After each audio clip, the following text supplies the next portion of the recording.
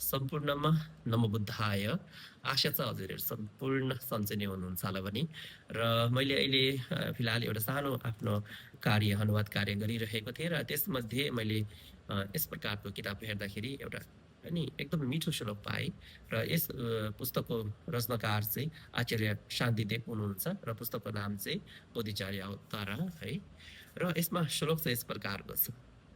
इह शय्य गतेनापि बन्धुमध्येऽपि तिष्ठता मयि वेकेन शोढव्या मर्मच्छेदादि वेदना।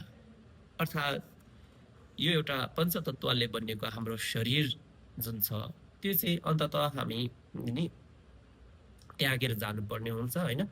अनि त्यो पञ्चतत्वमा नै विलिन भएर जानेछ हैन। ऊ या त महाशक्तिशाली ज्ञानी है, यशस्वी सम्राट हैन, या धनवान धनन्य भए तापनि अन्तमा ऊ मर्नै पर्ने हुन्छ। त्यो एउटा प्राकृतिक नियम हो हैन। र यसै सन्दर्भमा आचार्य शान्तिदेव भन्नुहुन्छ कि जब हामी अनि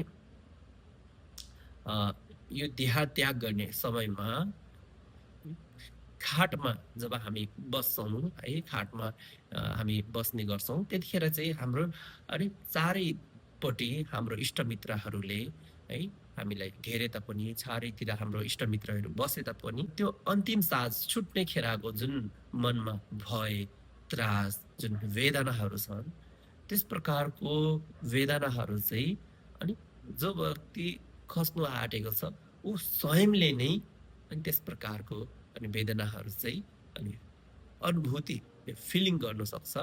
अन्यथा त्यो चारैपट्टि बस्ने इष्टमित्र है, आफ्नो आफन्तहरूले लेश मात्र पनि त्यस प्रकारको वेदना चाहिँ उहाँहरूले अनुभूति गर्ने छैन भनेर भन्नुहुँदैछ।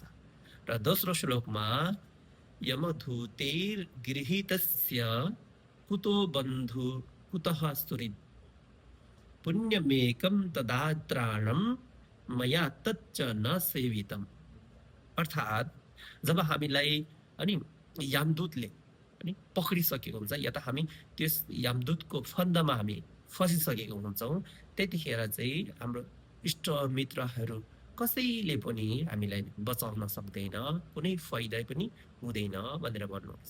र त्यो बेला चाहिँ है, त्यो समयमा चाहिँ अनि कसले हामीलाई रक्षा गर्छ भन्दाखेरि हामीलाई चाहिँ केवल पुण्यले मात्रै हामीलाई चाहिँ रक्षा गर्न सक्छ भनेर भन्नुहुँदैछ।